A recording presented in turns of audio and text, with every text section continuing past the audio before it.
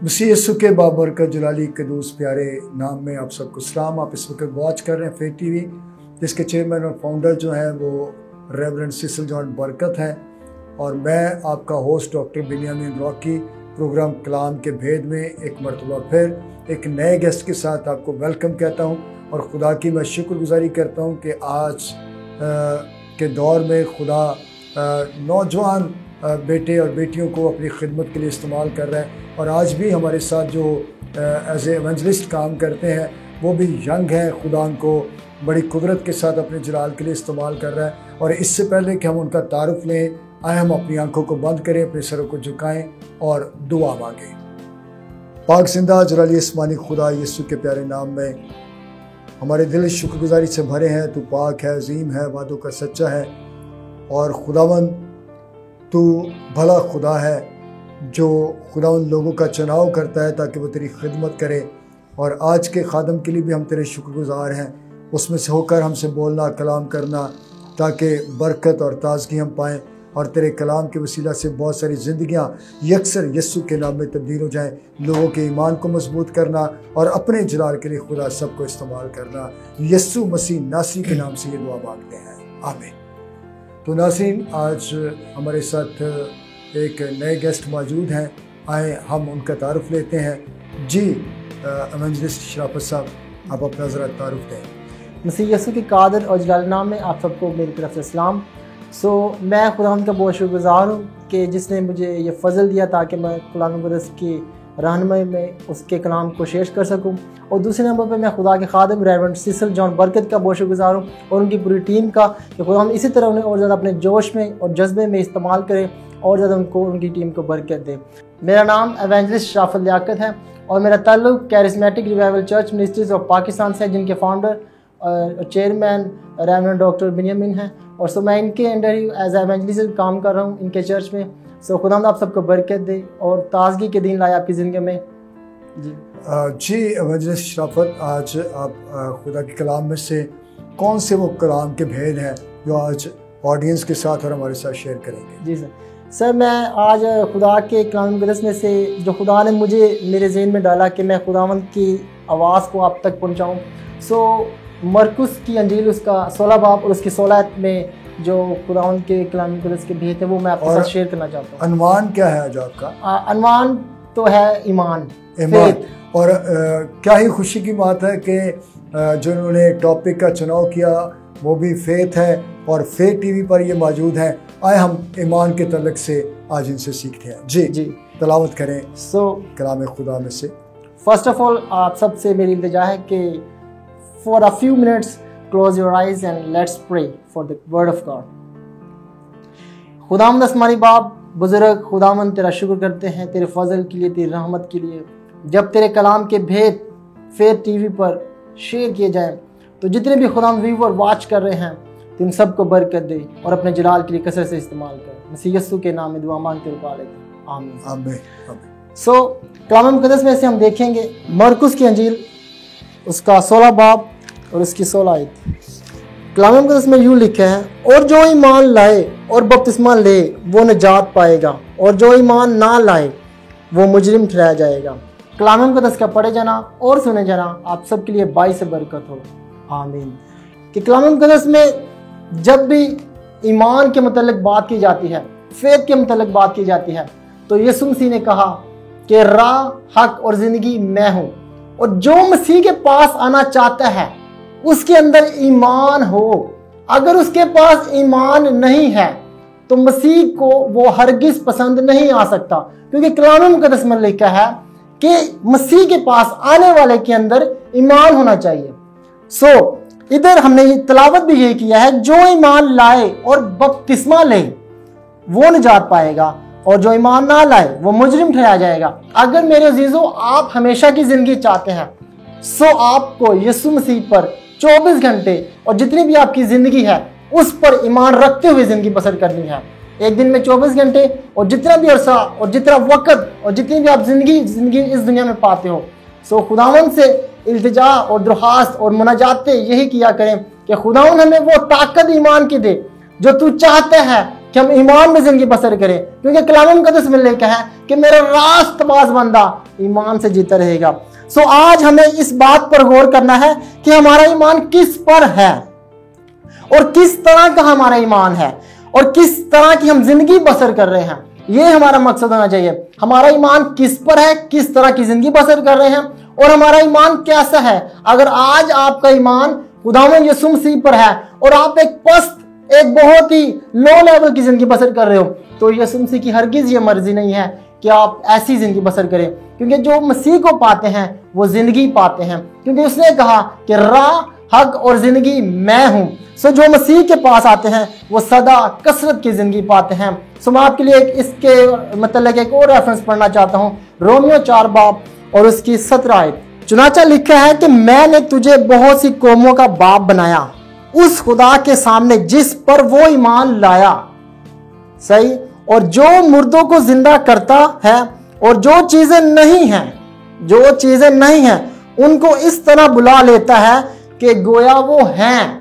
This types of the faith should be in your life। ये किस्म का ईमान आपकी जिंदगी में होना चाहिए। सो जब आप मसीह के एक सच्चे और पसंदीदा बंदे या बंदियां बनना चाहते हो, तो मेरे अजीजों, खुदावंद पर तवक्कल करते हुए, उस जिंदा खुदा पर ईमान रखते हुए आपकी जिंदगी में एक रूहानी जोश बरपा हो, ताकि आपको जिंदगी जो खुदावंद ने दी है वो आप बाइस से बरकत और कसरत से एक नमूना के तौर पर जिंदगी बसर करें। क्योंकि यीशु मसीह ने कहा, I am the model and you are my colleague, you are the part of the model, और तुम मेरी डालियां हो। सो इसी तरह जब खुदावंद एक मजबूत जिंदगी बसर करता रहा इस दुनिया में, क्योंकि वो एक कामिल शख्स था और गोया कि वो खुदावंद यीशु मसीह आप इस दुनिया में आया, लेकिन वो एक कामिल शख्स और एक इंसान था, उसको दर्द भी उतना होता था जितना कि हमें होता है। जिस शराफत आप ईमान के तलक से बयान कर रहे हैं और खुदा का जिंदा कलाम बयान करता है कि खुदा के पास आने वाले को ईमान लाना चाहिए, क्योंकि वो है जो हमारे ईमान का हमें बदला देता है और हम ईमान के वसीला से उन सारी चीज़ों को हासिल करते हैं जो खुदा हमारे लिए रखता है। आप ईमान के वसीला से बरकत पा सकते हैं, आप ईमान के वसीला से शिफा पा सकते हैं, आप ईमान के वसीला से तरक्की कर सकते हैं और आप ईमान के वसीला से अपने मुआवजे को ले सकते हैं।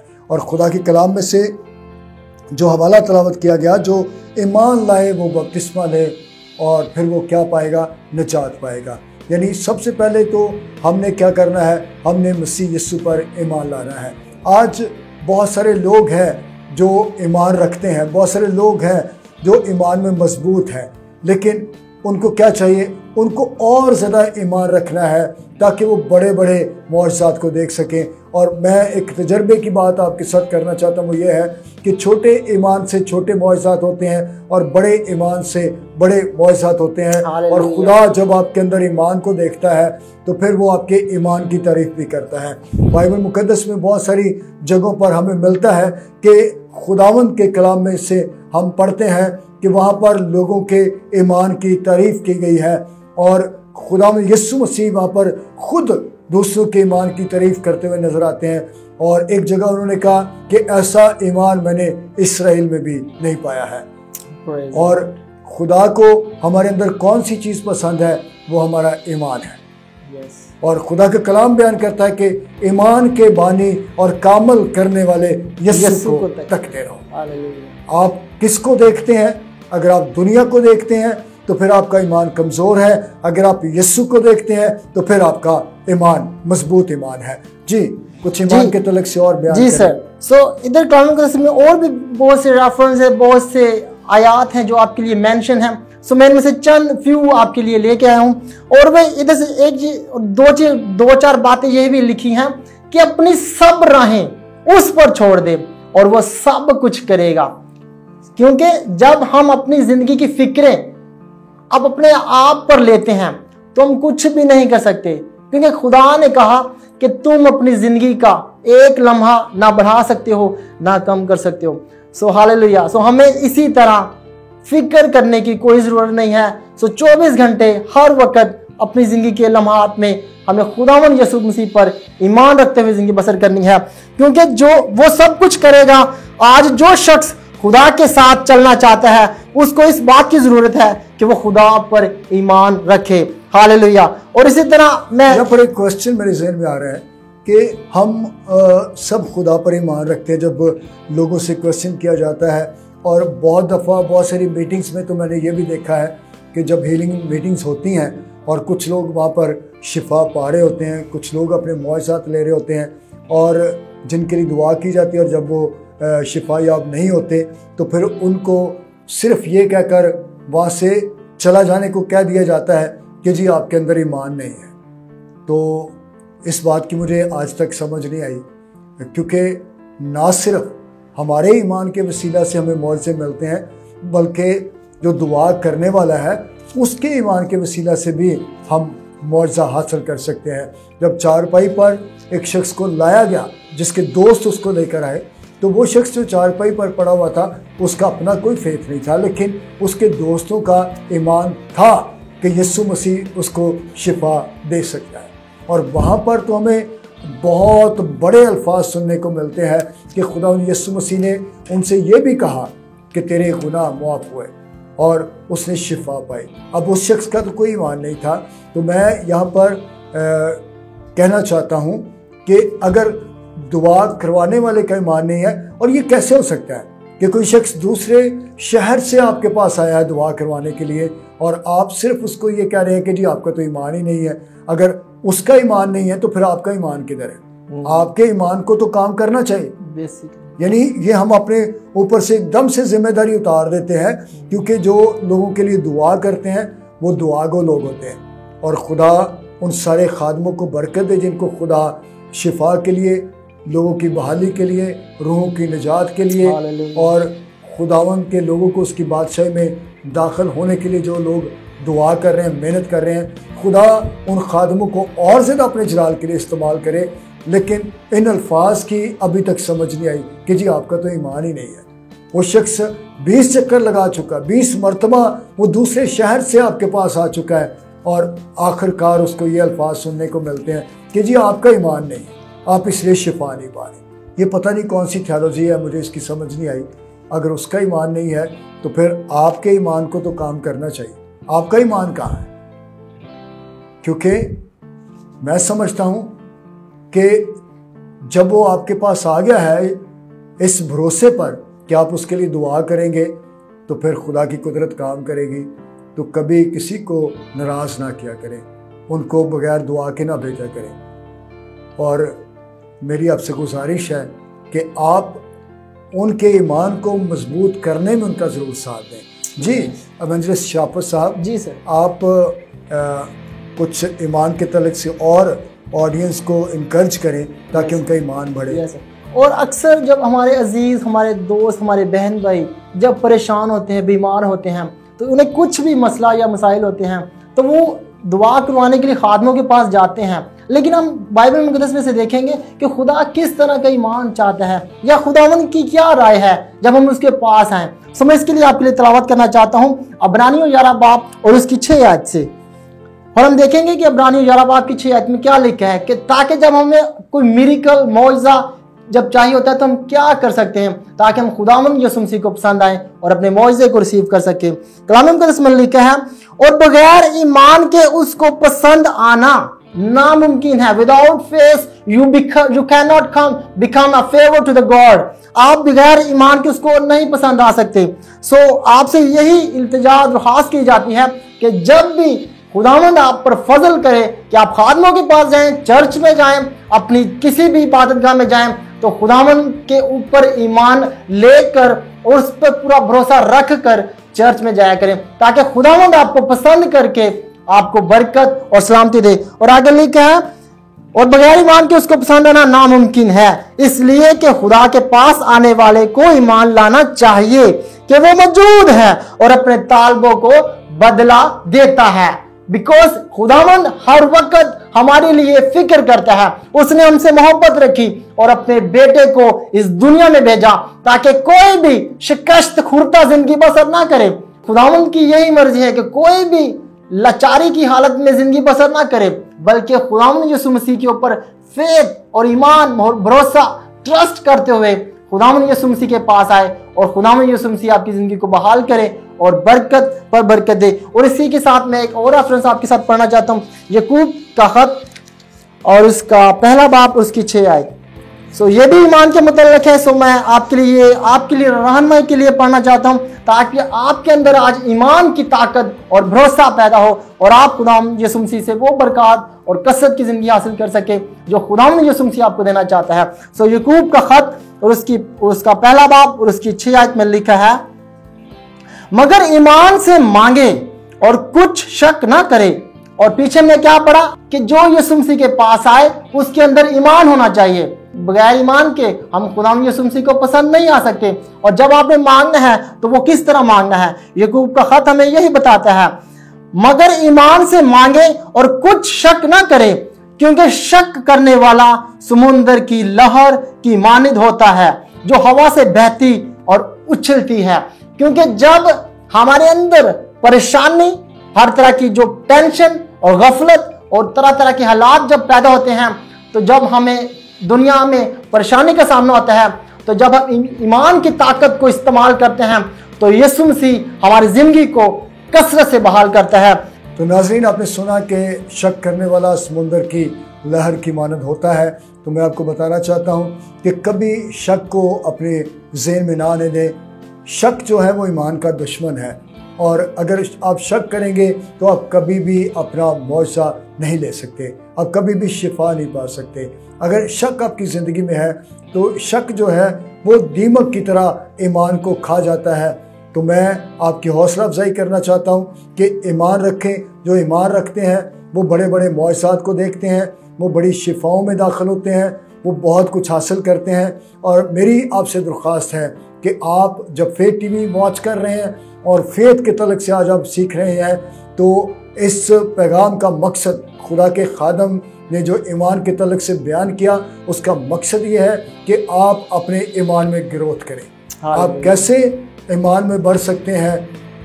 खुदा का कलाम बयान करता है कि ईमान सुनने से पैदा होता है और सुनना मसीह के कलाम से। बाइबल रीड क्या करें, कलाम मुकद्दस को पढ़ा करें, कलाम मुकद्दस को सुना करें। आपका ईमान बढ़ता चला जाएगा, आप ईमान में तरक्की करते चले जाएंगे और खुदावंद का नाम इज्जत और जलाल पाएगा। मैं लास्ट में आपके लिए एक दुआ करना चाहता हूँ, क्योंकि रूह में मैं महसूस कर रहा हूँ कि आप में से बहुत सारे हैं जो अपना मुआवजा लेना चाहते हैं और शायद आज तक आप अपने मुआवजे को ले नहीं पाए हैं। तो खुदा के पाक रूह ने मुझे उभारा है कि मैं शॉर्ट टाइम में आपके लिए दुआ करूं ताकि आपका मुआवजा आपको मिल जाए। पाक जिंदा जलाली आसमानी खुदा, यीशु के कदूस और मुहीब नाम में, जो सब नामों से आला है, जिसके सामने हर एक घुटना झुकता है, ख्वाह आसमानियों का हो या ज़मीनियों का या ज़मीन के नीचे वालों का। तो आए आसमानी बाप, हम तुझसे मिन्नत करते हैं कि वो लोग जिनको मुआवजे की ज़रूरत है उनको उनका मुआवजा मिले। और खुदावंद यीशु मसीह हम मिन्नत करते हैं जो शिफा चाहते हैं उनको शिफा मिले। और वो बेटियां और वो बहनें जो औलाद की वजह से परेशान हैं, जिनका रहम बंद है, मैं यीशु के नाम में दुआ करता हूँ उनके लिए मुआवजा हो। वो जोड़े जो खुदा औलाद की बरकत को नहीं ले पाए, खुदा उनको तो औलाद की बरकत दे ताकि वो तेरी शुक्रगुजारी करें। और आज का एपिसोड उनके लिए बाइस से बरकत हो। ख़ानदानों को तरक्की देना, ईमान की मजबूती देना, ताकि सारा इज़्ज़त जलाल तेरे नाम को मिले, यीशु के पाक नाम में। तो नाजरीन, मैं आपको बताना चाहता हूँ, आप नीचे दिए गए व्हाट्सएप नंबर पर हमारे साथ रब्ता कायम कर सकते हैं, अपनी बेहतरीन आराज़ से हमें आगाह कर सकते हैं और अपनी खूबसूरत गवाहियों को हमारे साथ शेयर कर सकते हैं। चैनल को लाइक करना और दूसरों के साथ शेयर करना ना भूलें। खुदावंद आप सबको बरकत दे। नेक्स्ट प्रोग्राम में नए गेस्ट के साथ मुलाकात होगी। God bless all of you. Thank you evangelist शराफत साहब, आपका बहुत शुक्रिया।